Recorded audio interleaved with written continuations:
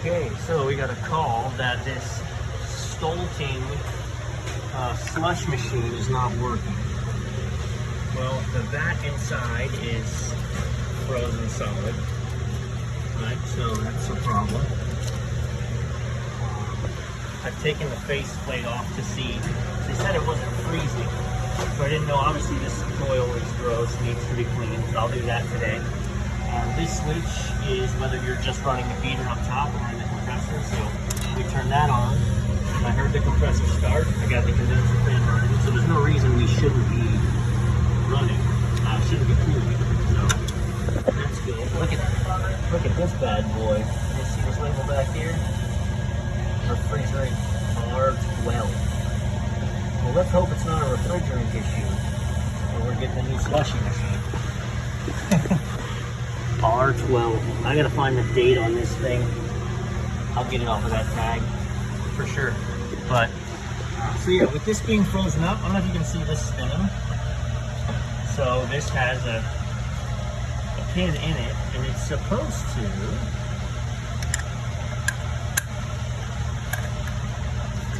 There you go. But we're not getting any rotation because this thing is solid ice. I'm gonna throw hot water in there and see if I can't purge it, because even when I pull it, I don't get anything. Follow up. Alright, while I'm waiting for that, I'm gonna go ahead and get the big stuff off of here first. I'm actually gonna put foil cleaner on it too.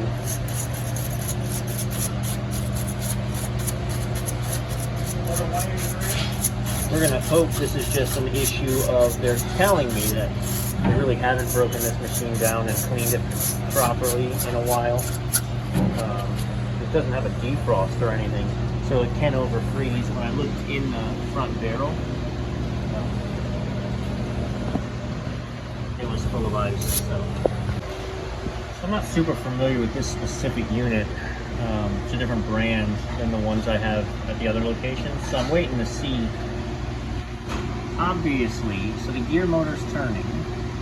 There's a groove where it lines up with that. It's actually, I was looking at this, so it's actually broken the tip in there.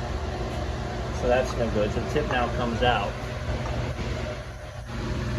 But I was looking at when this drops in place, when this gets to the right place, it actually allows me to drop it right in. Offers no resistance, and my gear motor now is not spinning.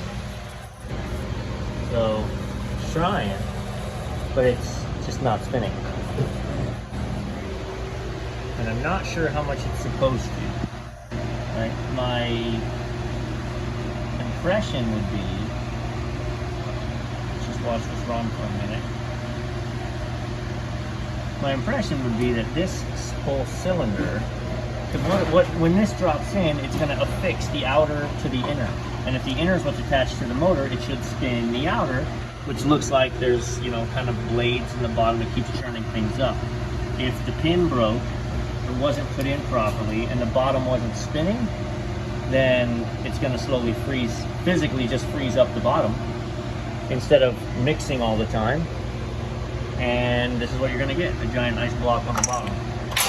So, again, I filled this with hot water a couple times. I'm not going to have this on while I have my finger in there. In case it starts spinning, which it shouldn't because the pin isn't in, but stranger things. Got to get the ice gone, then we'll figure it out. I got it to drain. Hang on, I know that's loud. I got it to drain, and the next step to pull this divider plate out. Look. It says spigot with an arrow right here. Locked, unlocked. Because it's supposed to slide in a specific place and then twist to lock in. I'm having a heck of a time twisting it to unlock it, and I'm pretty sure it's because this is supposed to be here. So they forced it on, and now I gotta force it off. Good. Okay, so I'm pumping really hot water into it, and then I'm getting really cold water out the bottom of it. So the inner section is still frozen. So I'm just gonna let that hot water sit for a minute while I go grab the foil cleaner. It's gonna take time. Alright, so this is the Viper aerosol, obviously. Viper, I use a lot of their stuff, it's good. I actually don't use the aerosols much just because it's not cost effective. But for little units like this, let's see.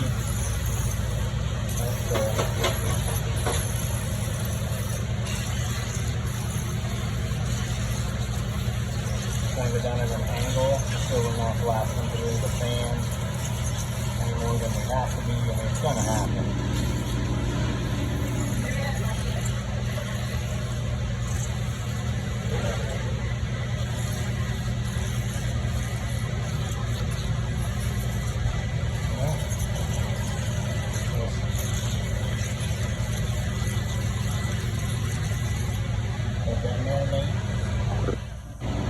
Because again, we washed off the surface. This is actually going to push out the thread from inside we can't get to. Give that 10 minutes. It says it's a no rinse, you don't have to. It's NSF, it's food safe. Just rinse it off. Just don't spray like crazy in there and soak the motor behind it. So I have been 2.5 hours. Hot water, rinse, hot water, rinse. While I've been doing other things, I was working on the freezer. Look at this. Yeah. Well, the beater motor is supposed to turn that. Well, I wonder why I couldn't. Oi. Alright, keep off. Okay, so I got the ice melted. So yeah, here's the problem, right? So I got it pinned in place. You go, hey, it spins. You literally put any resistance on this at all, and it stops. Like the motor, I am certain the motor should be strong enough to fight that, or we're gonna put slush in there and it's not. So, cause of the problem, bad motor. So the motor just doesn't have the strength anymore. I can feel it trying a little bit, but it's gotta be able to push against that resistance. So, they can turn this on and use it. It's gonna work for a little bit, and then it's gonna start freezing up. So, they'll probably get them through the weekend. There's the coils. So I'm gonna get info on this motor, what it is, and just gonna make sure we got a good connection down here and we're not just skipping or something stupid. Because I would think if it's tripped, it would trip its breaker. If a motor locks up, then it's normally the end. So weird.